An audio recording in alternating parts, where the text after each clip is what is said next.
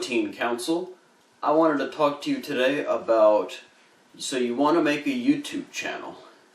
Now, first I'm going to go over some of the technical sides of making a YouTube channel, and then I want to cut to some of the psychology behind making it. Now, some of the psychology stuff you could really use towards anything, but for now we're just going to talk about making a YouTube channel. Alright, so first things first, there's the technical side of this. Now, unfortunately, this is going to cost you some money, but what doesn't cost money anymore? You're going to need a decent camera. You're going to need a decent camera. I have a Sony camcorder. No, I'm sorry, I have a Canon camcorder. I find that Canon has some of the best cameras, so I'd look for that. And this ran me about $250 if I remember correctly, which isn't too bad. I mean, you don't really need anything super expensive when you're starting out. I mean, when I couldn't find my camcorder charger, I even recorded one of my videos with my iPhone 5. And the picture actually I thought came out better than this camera. But I digress. You are also going to need some lights. I find it's best to use photography lights. At least that's what I've used. There's also video lights too. I gotta be honest, I'm not really sure what the difference between the two is, but so far the photography lights have worked out pretty well for me. And one thing I use to kind of help bounce the light onto, and basically to project a more clear image for you, I put a poster board on my ceiling with the glossy side showing. And poster board's not going to run you too much money. It's like, what, 70 cents at the store? But anyway, so yeah, that'll help a lot too. In fact, like this room, I discovered helps a lot too, because it's a lighter color. Like, I do cooking videos. I actually used to film in my actual kitchen, but one of the problems I had was that I found that the cupboards were too glossy, so it was reflecting too much light. And then, in contrast with all the dark background, it didn't really help either. Which brings me to my next point. Location, location. I mean, if you plan on doing something like vlogs in your room, or video game or movie reviews in your room, you don't have to worry too much about location, other than, the technical stuff.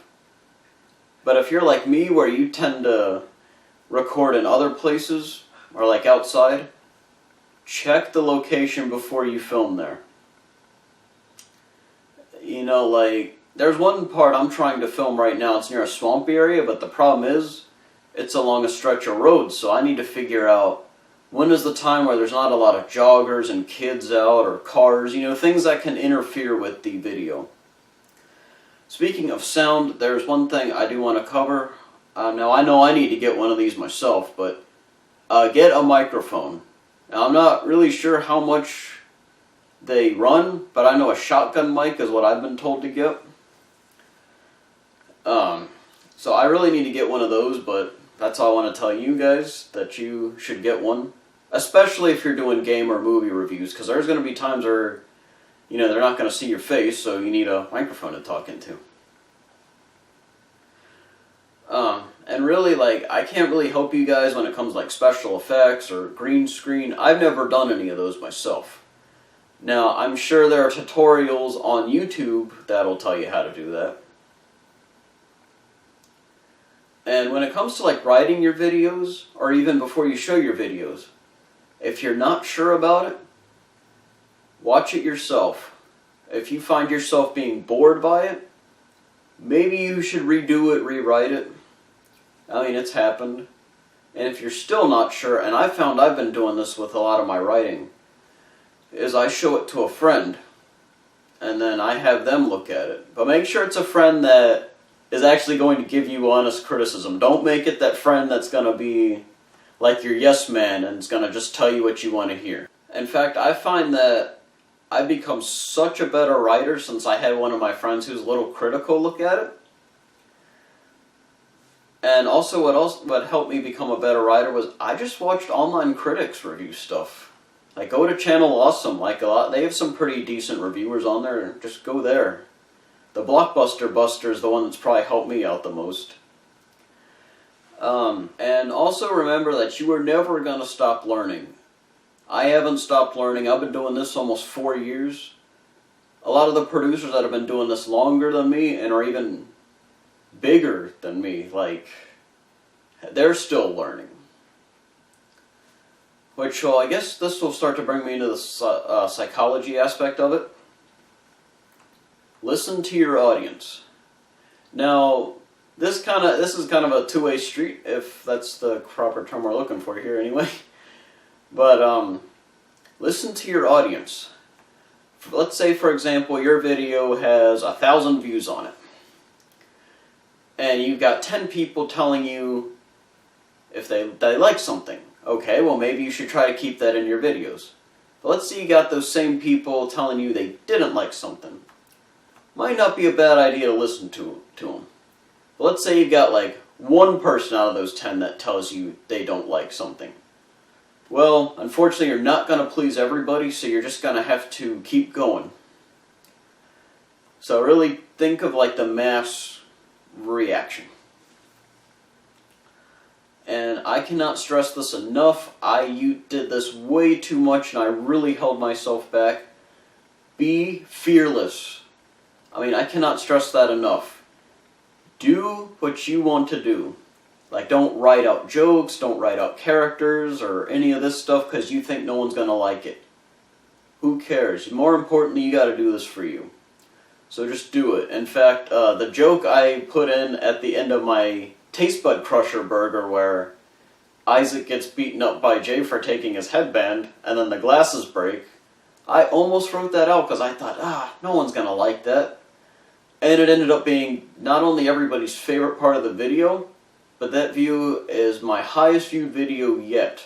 On Blip TV it has over 1,000 views on it.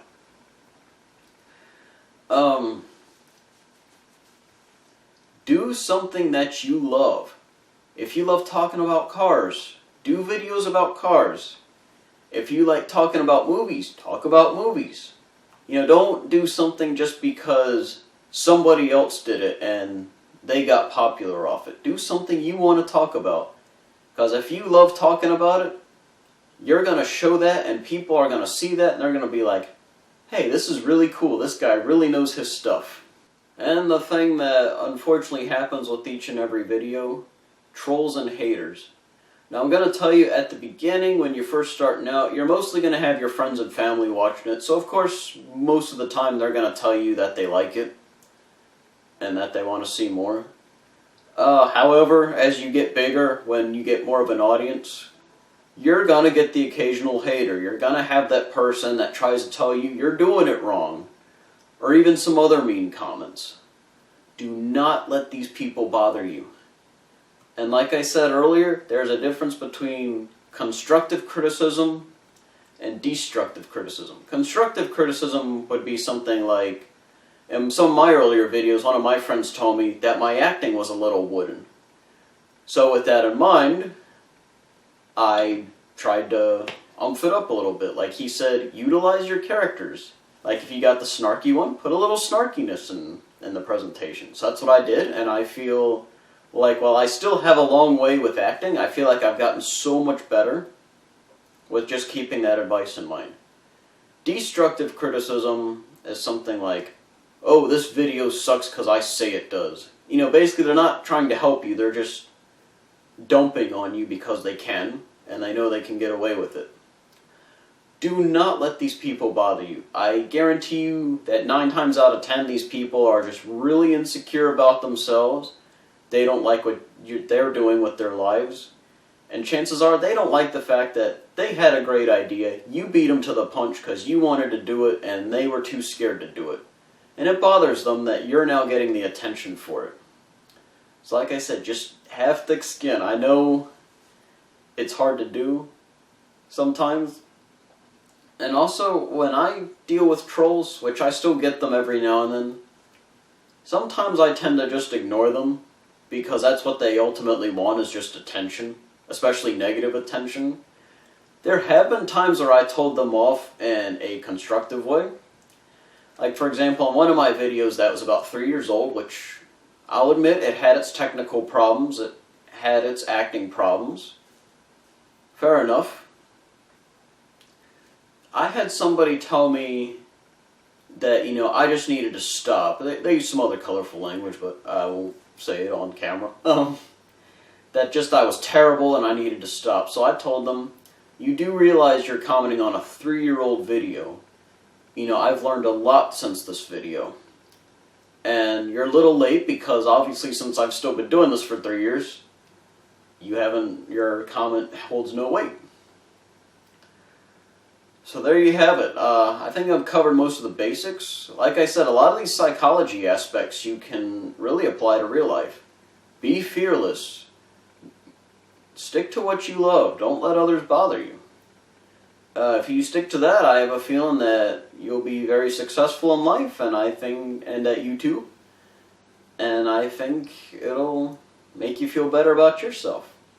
Well, thanks so much for watching and listening, and you take care.